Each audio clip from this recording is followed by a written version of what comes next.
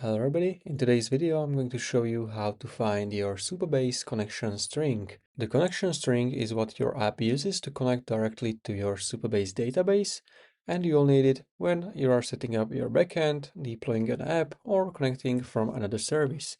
You can find it if you open your project in your Supabase, then you will click on Connect at the top menu.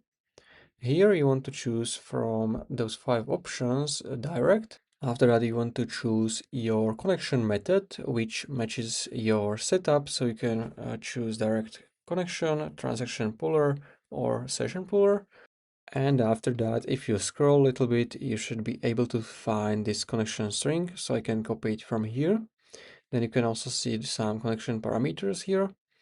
And as you can see, there's this your password in the brackets. So you need to remove this and you need to replace this by your Supabase password. So let's say I'm going to copy this. I can paste it here, and you want to remove this with the brackets as well.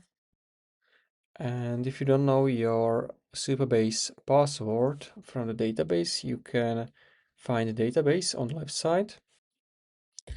And then from here, you want to look for settings. In the settings, you can see that you have this reset database password. So if you don't know it, you can just reset it. You can type something and I'm gonna copy it. Make sure to reset it actually and just place it where you removed your password. So I'm gonna press Ctrl B and now we have it right here. So you can take this and copy this and you can paste it into your app environment variables or configuration file.